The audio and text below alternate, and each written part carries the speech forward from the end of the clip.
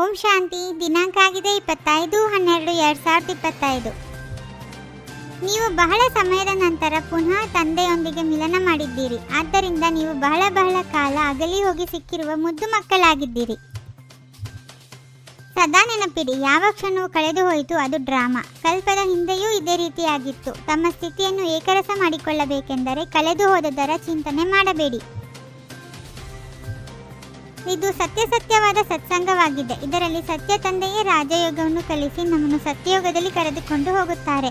ಇಂತಹ ಸತ್ಸಂಗ ಅಥವಾ ಪಾಠಶಾಲೆ ಮತ್ಯಾವುದೂ ಇರಲು ಸಾಧ್ಯವಿಲ್ಲ. ಇಡೀ ಸೃಷ್ಟಿ ಚಕ್ರವು ನಿಮ್ಮ ಬುದ್ಧಿಯಲ್ಲಿದೆ. ನೀವು ಮಕ್ಕಳೇ ಸ್ವದರ್ಶನ ಚಕ್ರಧಾರಿಯಾಗಿದ್ದೀರಿ. ಈ ಸೃಷ್ಟಿ ಚಕ್ರವು ಹೇಗೆ ಸುತ್ತುತ್ತದೆ ಎಂಬುದನ್ನು ತಂದೆಯು ತಿಳಿಸುತ್ತಾರೆ.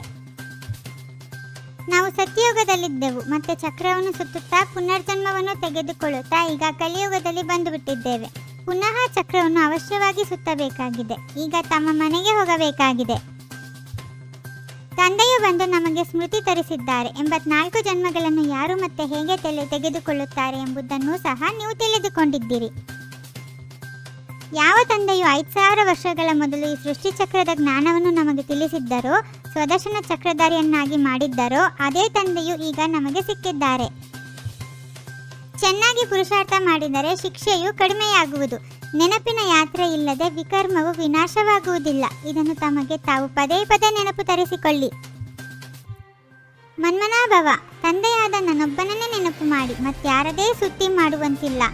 ಆತ್ಮನ ಬುದ್ಧಿಯಲ್ಲಿ ಯಾವುದೇ ದೇಹವು ನೆನಪಿಗೆ ಬರಬಾರದು. ಇದು ಚೆನ್ನಾಗಿ ತಿಳಿದುಕೊಳ್ಳುವ ಮಾತಾಗಿದೆ. ದೇವಿ ದೇವತೆಗಳು ದೊಡ್ಡ ಮಹಲುಗಳಲ್ಲಿರುತ್ತಾರೆ. ಬಹಳಷ್ಟು ಜಾಗವಿರುತ್ತದೆ. ಅಲ್ಲಿ ಹೆದರುವ ಮಾತೇ ಇರುವುದಿಲ್ಲ. ಸದಾ ಹೂದೋಟವೇ ಇರುತ್ತದೆ. ಮುಳ್ಳುಗಳಿರುವುದಿಲ್ಲ. ಅದು ಉದ್ಯಾನವನವಾಗಿದೆ. ಸ್ವರ್ಗವು ಬಹಳ ರಮಣೀಕವಾಗಿರುತ್ತದೆ. ಹೇಗೆ ಇಲ್ಲಿ ಮೈಸೂರು ಇತ್ಯಾದಿಗಳು ರಮಣೀಕವಾಗಿರುತ್ತವೆ, ಹಾಗೆಯೇ ಅಲ್ಲಿ ಬಹಳ ಒಳ್ಳೊಳ್ಳೆಯ ತಂಪಾದ ಗಾಳಿಯು ಬೀಸುತ್ತಿರುತ್ತದೆ. ನೀರಿನ ಜರಿಗಳು ಹರಿಯುತ್ತಿರುತ್ತವೆ. ನಾವು ಆತ್ಮಗಳು ಶಾಂತಿಧಾಮದ ನಿವಾಸಿಗಳಾಗಿದ್ದೇವೆ. ನೀವೀಗ ಪುನಃ ದೇವತೆಗಳಾಗುತ್ತಿದ್ದೀರಿ ಮತ್ತು ಅನ್ಯರನ್ನು ಮಾಡುತ್ತಿದ್ದೀರಿ ಎಂದು ತಂದೆಯು ಸ್ಮೃತಿ ತರಿಸಿದ್ದಾರೆ.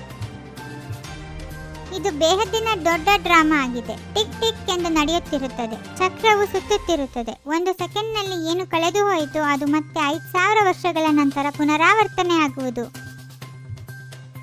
ತಂದೆಯು ತಿಳಿಸಿಬಿಡುತ್ತಾರೆ, ಕೇಳದೆ ಯಾವುದೇ ವಸ್ತುವನ್ನು ತೆಗೆದುಕೊಳ್ಳುವುದಕ್ಕೆ ಕಳ್ಳತನ ಎಂದು ಹೇಳಲಾಗುತ್ತದೆ. ಆದ್ದರಿಂದ ಇಂತಹ ಕೆಲಸ ಮಾಡಬೇಡಿ. ಕಟುವಾಗಿ ಮಾತನಾಡಬೇಡಿ.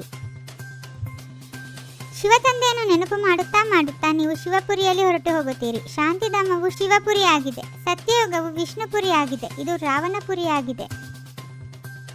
ಈ ದೇವತೆಗಳು ಸತ್ಯಯುಗದಲ್ಲಿದ್ದರು. ಯಾರು 84 ಜನ್ಮಗಳನ್ನು ತೆಗೆದುಕೊಂಡಿದ್ದಾರೆಯೋ ಅವರೇ ಬಂದು ಪುನಃ ಓದುತ್ತಾರೆ ಮತ್ತು ಮುಳ್ಳುಗಳಿಂದ ಹೂಗಳುಗುತ್ತಾರೆ. ತಂದೆಯದು ಇದು ಒಂದೇ ಯೂನಿವರ್ಸಿಟಿ ಆಗಿದೆ. ತಂದೆಯು ನಾವು ಆತ್ಮಗಳಿಗೆ ಆತ್ಮಿಕ ಸೇವೆಯನ್ನು ಕಲಿಸುತ್ತಿದ್ದಾರೆ. ಏಕೆಂದರೆ ಆತ್ಮವೇ ತಮೋಪ್ರಧಾನವಾಗಿ ಬಿಟ್ಟಿದೆ. ಪುನಃ ತಂದೆಯು ಸತ್ವಪ್ರಧಾನರನ್ನಾಗಿ ಮಾಡುತ್ತಿದ್ದಾರೆ. ಅನ್ಯರಿಗೆ ದುಃಖವಾಗುವಂತಹ ಯಾವುದೇ ಕರ್ಮ ಮಾಡಬಾರದು. ಕಟುವಾಗಿ ಮಾತನಾಡಬಾರದು. ಬಹಳ ಕ್ಷೀರಖಂಡವಾಗಿರಬೇಕಾಗಿದೆ. ಯಾವುದೇ ದೇಹದಾರಿಯ ಮಹಿಮೆ ಮಾಡಬಾರದು. ಬುದ್ಧಿಯಲ್ಲಿರಲಿ, ನಮಗೆ ಶಿವತಂದೆಯು ಓದಿಸುತ್ತಾರೆ. ಅವರೊಬ್ಬರ ಮಹಿಮೆಯನ್ನೇ ಮಾಡಬೇಕಾಗಿದೆ. ಆತ್ಮಿಕ ಸೇವಾದಾರಿಗಳಾಗಬೇಕಾಗಿದೆ. ಶುದ್ಧ ಸಂಕಲ್ಪದ ವ್ರತದ ಮುಖಾಂತರ ವೃತ್ತಿಯ ಪರಿವರ್ತನೆ ಮಾಡುವಂತಹ ಹೃದಯ ಸಿಂಹಾಸನಾಧಿಕಾರಿ ಭವ. ಬಾಗ್ದಾದರವರ ಹೃದಯ ಸಿಂಹಾಸನಾಧಿಕಾರಿ ಇಷ್ಟು ಪ್ರಿಯವಾಗಿದೆ. ಯಾವುದು ಈ ಸಿಂಹಾಸನದ ಮೇಲೆ ಸದಾ ಪ್ರಿಯವಾದ ಆತ್ಮರೇ ಕುಳಿತುಕೊಳ್ಳಲು ಸಾಧ್ಯ. ಎಲ್ಲಿ ಸರ್ವಶಕ್ತಿಗಳ ಜೊತೆಯಲ್ಲಿರುತ್ತದೆ ಅಲ್ಲಿ ನಿರ್ವಿಘ್ನ ಸಫಲತೆ ಇದ್ದೇ ಇರುತ್ತದೆ. ಓಂ ಶಾಂತಿ. 21 ಜನ್ಮಗಳಿಗೆ 21 ಪರಮಾತ್ಮನ ಮಹಾವಾಕ್ಯಗಳನ್ನು ಆಲಿಸಿ ಹಾಗೂ ನಿಮ್ಮದೇ ಆದ ಈ ಚಾನಲ್ಗೆ ಲೈಕ್ ಮಾಡುವುದನ್ನು ಮರೆಯದಿರಿ.